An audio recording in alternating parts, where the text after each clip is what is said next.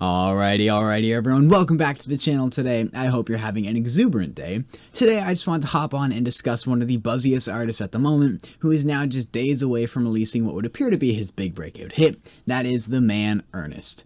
If you're somehow still unfamiliar with Ernest, he's a good buddy of Morgan Wallen and Hardy, and the three of them make up their own little trio. He's been around the country music community for a while, but mostly in the back working behind closed doors as an accomplished songwriter. Most notably, he's done a lot of work with Florida Georgia Line on songs like Blessings, which I absolutely love. He wrote some tracks for both volumes of Hicks Tape, also a couple cuts on Sam Hunt's South Side, including the jam of that record Breaking Up Was Easy in the 90s. However, his most notable songwriting presence would definitely be on Morgan Wallen's Dangerous, where he was credited as a co-writer on 9 different songs. And it was shortly after Dangerous came out that Ernest got a boost from Morgan when he gave him a little shout out on social media, helping to promote Cheers, which was his newest single at the time, a track that I definitely think is one of his lower shelf cuts lyrically, but it was my introduction to Ernest, and it got me checking out his other music like his debut record Locals Only from 2019.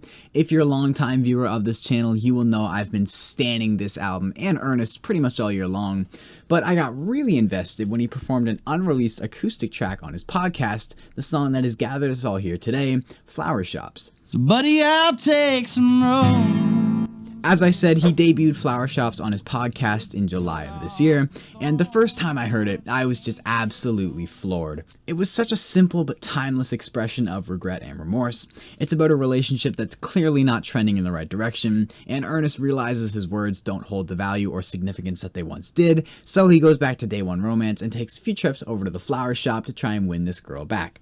He said on his podcast the idea was to go in and write a through and through sad country song, and that's exactly what this track is. Flowers are just such a classic, ageless expression of love and romance that everyone understands. It's the emotional conveyance in the delivery that speaks louder and more profoundly than any intricate wordplay could. It finds strength in its simplicity and relatability, which is ultimately what all timeless tracks have to lean on to be timeless. But now, as we sit here just days away from its New Year's Eve release, weirdly I'm less excited than you would think based on all the praise I just gave it, and it's as simple as the rollout just being unbearable. Allow me to explain. I think it's safe to say that with any new song, your interest is going to spike upon release or announcement, and then over time that interest will inevitably begin to diminish. Even songs you absolutely love. I think it's safe to say, if you were waiting for its release, you were much more interested in the song the day it came out, as opposed to 8 months later. And as I said, we were introduced to Flower Shops in July. Right then and there, my interest in the song peaked. And then it obviously died down when the song itself went untouched for a while, but then it came back into the spotlight along with the announcement Morgan Wallen was going to be on it. Instantly my interest re-peaked. But now, even that was like 2 months ago, and over those 2 months, my interest has inevitably died down, only this time it's been unable to get up and going again simply because there's no surprises left to wow me. I'm going to use 7 Summers as an example here because both are very similar and recent examples. 7 Summers started as a demo with a verse and a chorus that Morgan posted on his Instagram.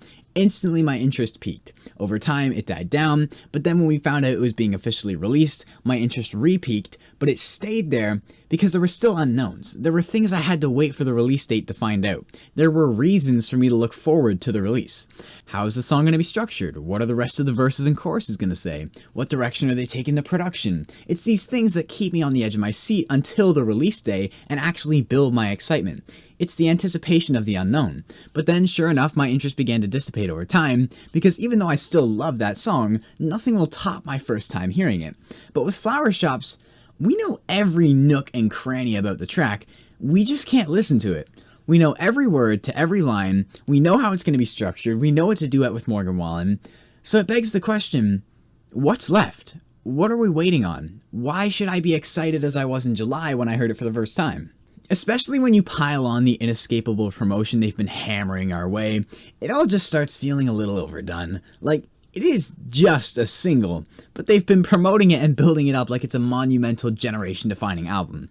And I understand what they're trying to do from a business standpoint. This is undoubtedly Ernest's biggest shot at a breakout hit. He's got all the momentum right now. It's a duet with Morgan Wallen. They're understandably going to milk this thing to the very brim, but that doesn't change how expired the track feels, at least to me, before it's even come out. I mean, he even released a snippet of the song onto his Instagram, as if we needed to know more about the song.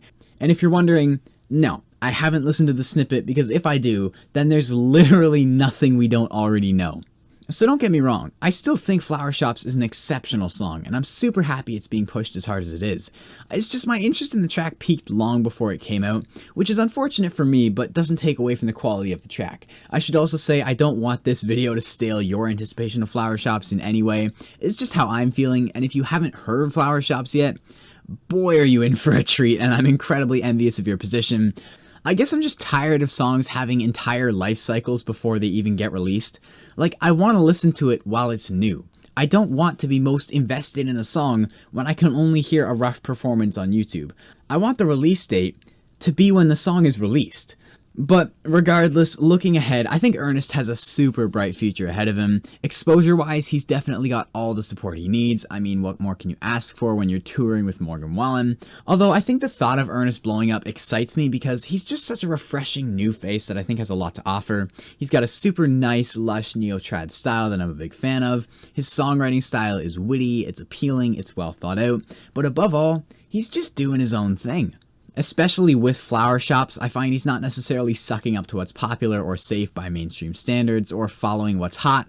Otherwise, he probably wouldn't have pushed Flower Shops as a single regardless of Morgan Wallen's appearance.